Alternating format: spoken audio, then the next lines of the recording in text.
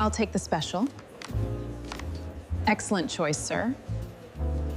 The dinner rush at Blackstone House had settled into that strange, elegant rhythm that only the wealthiest restaurants ever seemed to master, where crystal glasses barely made a sound, polished silver reflected the golden chandeliers, and every whispered conversation carried the weight of million-dollar decisions. Emma Carter had worked there for almost 4 years, long enough to recognize every type of customer the city could produce. She knew the loud millionaires desperate to prove they were rich, the quiet billionaires who never looked at the menu because they had already eaten everything on it, the politicians who smiled too much, the celebrities hiding beneath expensive hats, and the couples celebrating anniversaries that would probably end in divorce before dessert arrived. She had learned one lesson above all else: never get involved in a guest's business. Smile, serve, collect the check, and move on.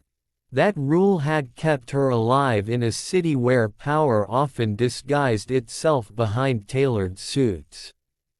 On that rainy Thursday evening, however, the rule would be shattered forever. At precisely 8:17 p.m., a black limousine stopped outside the restaurant. The valet staff straightened instinctively. Every waiter exchanged brief glances. Even the manager adjusted his tie before rushing to the entrance.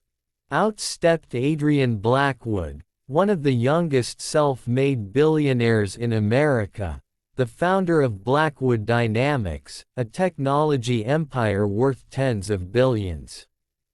Newspapers described him as brilliant, ruthless, and impossible to intimidate. Investors worshipped him. Competitors feared him. Yet tonight, as Emma welcomed him with a polite smile, she noticed something the magazines never mentioned. He looked exhausted. There were faint shadows beneath his eyes, his shoulders carried invisible weight, and although he nodded politely, he scanned the room with the careful awareness of someone who trusted no one. Table 12, the manager whispered. Mr. Blackwood requested privacy. Emma escorted him across the dining room toward a secluded corner overlooking rain-soaked streets. A second man arrived moments later, older, silver-haired, wearing an immaculate charcoal suit and carrying an expensive leather briefcase. His name, according to the reservation, was Victor Kane. The two men shook hands, but Emma instantly sensed there was no warmth between them. Their smiles never reached their eyes. She poured sparkling water, presented the menus, and walked away, yet years of serving had sharpened her ability to read body language. Adrian leaned back with cautious confidence while Victor leaned forward aggressively, speaking in measured whispers. The air around their table felt unnaturally tense. Half an hour later Emma returned with their entrees. As she carefully placed grilled filet before Adrian and sea bass before Victor, she accidentally caught fragments of their conversation. Transfer tonight, Victor murmured. Too many witnesses. Adrian replied calmly. Once the signatures are complete, there is no turning back. Emma ignored every word. She had heard stranger conversations before. Wealthy people discussed mergers the way ordinary people discussed weather. Still, something unsettled her. Victor never removed his overcoat despite the warm dining room. His right hand remained hidden inside one pocket almost the entire evening. Adrian, meanwhile, casually positioned his chair so he could see both the restaurant entrance and the emergency exit reflected in the nearby window. It was the behavior of someone expecting danger. At 9:06 p.m., Emma collected their empty dinner plates and presented dessert menus. Adrian requested black coffee. Victor ordered nothing. Instead, he checked his expensive watch 3 separate times within 1 minute. Emma carried the coffee back, setting the porcelain cup beside Adrian. As she turned to leave, she noticed a man entering through the main entrance wearing a dark baseball cap despite the elegant dress code. He did not approach the hostess.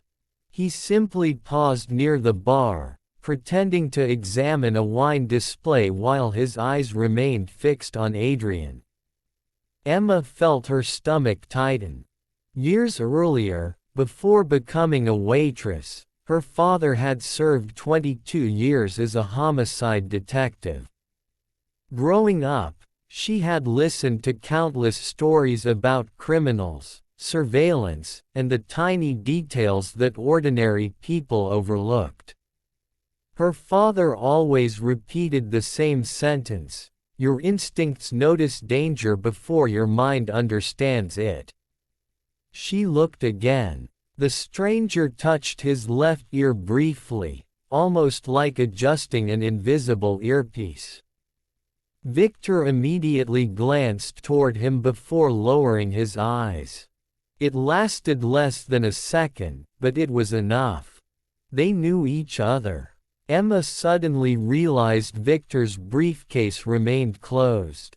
No documents had ever been removed. There had never been a business deal at all. Her pulse raced. She could call security, but if she was wrong, she would lose her job. If she confronted Adrian directly, Victor would hear every word. Then the restaurant's payment machine arrived in her hands. Adrian requested the bill. As Emma walked toward the register, she replayed every detail in her mind. The baseball cap, Victor's nervous watch checking, the hidden hand, the fake meeting. Her father once solved a murder because a waitress had noticed a reflection in a mirror. "Observe what nobody else sees," he had always said. Emma printed the receipt. Her hands trembled. She grabbed a pen. Beneath the total, in tiny neat handwriting hidden between the printed lines, she circled several words and added a message only Adrian would notice when signing. "Gunman behind you. Deal gone wrong. Exit now." She folded the bill naturally and returned to the table with a practiced smile. Adrian accepted the leather folder without looking at her. Victor continued speaking casually about stock acquisitions. Emma forced herself to walk away, every heartbeat echoing louder than the restaurant music. From across the room she watched Adrian open the folder. His eyes moved across the receipt. For the briefest instant, almost impossible to detect, his pupils widened. Then he smiled. It was an ordinary customer smile meant for anyone watching, yet his left hand slowly adjusted his coffee spoon, using its polished surface like a mirror. Without turning around, he examined the reflection behind him. Emma saw the exact moment realization struck. The man in the baseball cap had begun walking forward with one hand hidden beneath his jacket. Adrian calmly signed the receipt as though nothing had happened. Victor relaxed, believing the trap remained invisible. Then everything exploded into motion. Adrian accidentally knocked his coffee onto Victor's lap. The older man jumped backward with a furious shout. At that exact second Adrian flipped the heavy oak table sideways. China shattered across the marble floor. The gunman drew a suppressed pistol, but his line of sight vanished behind the overturned table. Screams erupted throughout the restaurant as guests dived beneath furniture. Security guards rushed toward the chaos while the gunman fired twice, bullets smashing expensive wine bottles instead of their intended target. Adrian grabbed Emma's wrist as she stood frozen nearby. "Emergency exit," he shouted. They sprinted together through the kitchen, cooks dropping pans in disbelief while alarms echoed through the building. Behind them came more gunfire followed by the thunder of pursuing footsteps. Victor was no helpless businessman. He had drawn his own handgun from inside the overcoat. The deal had never been about business. It had been an execution disguised as negotiation. Emma and Adrian burst through the rear exit into a narrow rain-soaked alley illuminated only by flickering security lights. Adrian pulled a small key fob from his pocket. Across the alley an armored SUV flashed its headlights. Before they reached it, another black sedan screeched around the corner, blocking their escape. 3 armed men emerged simultaneously. "Down!" Adrian yelled, throwing Emma behind a concrete dumpster as bullets shattered nearby brick walls. Rain mixed with dust and broken glass. Emma covered her ears as the deafening gunfire echoed between the buildings. Adrian unexpectedly produced a compact pistol from an ankle holster. His movements were precise, disciplined, nothing like an ordinary businessman. Within seconds he fired controlled shots that forced the attackers behind their vehicles. "You carry a gun," Emma gasped. "Only on Thursdays," he answered with a humorless smile before reloading. Sirens wailed somewhere in the distance. The attackers realized police would arrive soon. Victor stepped from the alley entrance, rain dripping from his silver hair. "You should have signed the company over," he called calmly. "Instead you trusted a waitress." Adrian never lowered his weapon. "No," he replied. "I trusted the only honest person in the room." Victor laughed. "She'll disappear with you." Emma stared at Adrian in confusion. "What does he mean?" Adrian finally revealed the truth. Months earlier he had discovered evidence that several executives inside Blackwood Dynamics had been secretly selling military artificial intelligence to international criminal organizations. Victor Kane, supposedly his mentor, led the conspiracy. Tonight's dinner was arranged because Adrian refused to authorize the final transfer. Killing him inside a crowded restaurant would make it appear as collateral damage during a robbery.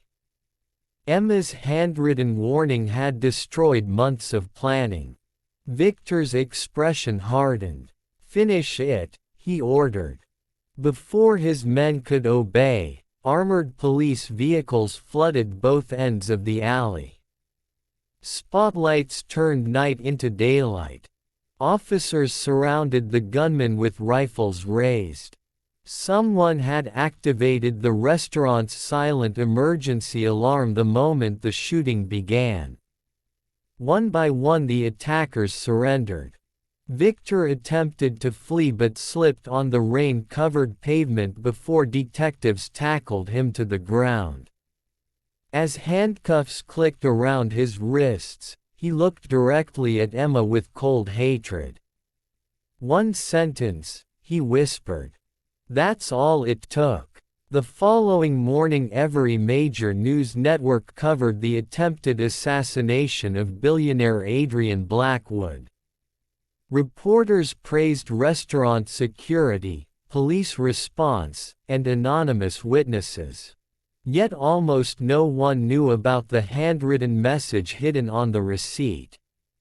Adrian insisted Emma remain anonymous for her own protection until every member of Victor's criminal network had been arrested.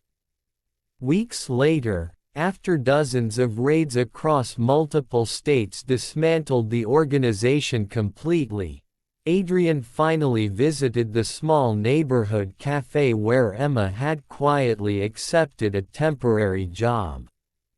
He ordered nothing more than black coffee. When she approached his table, he placed the original restaurant receipt inside a simple picture frame. The circled words remained perfectly visible. "Most people think courage means carrying a weapon," Adrian said softly. "You carried a pen." Emma smiled. "I almost convinced myself I was imagining everything." Adrian shook his head. "The world changes because someone decides not to ignore the detail everyone else misses." Months later he established the Carter Initiative, a foundation honoring everyday workers, waitresses, janitors, drivers, receptionists, nurses, security guards, and countless ordinary people whose awareness and integrity had prevented tragedies that history would never fully record. Emma never wanted fame. She returned to serving customers, greeting strangers with the same quiet kindness she always had. But every time she handed someone a bill, she remembered one rainy night when a few carefully circled words became the difference between life and death, proving that heroes are not always the loudest people in the room. Sometimes they are simply the ones paying attention when everyone else is looking away.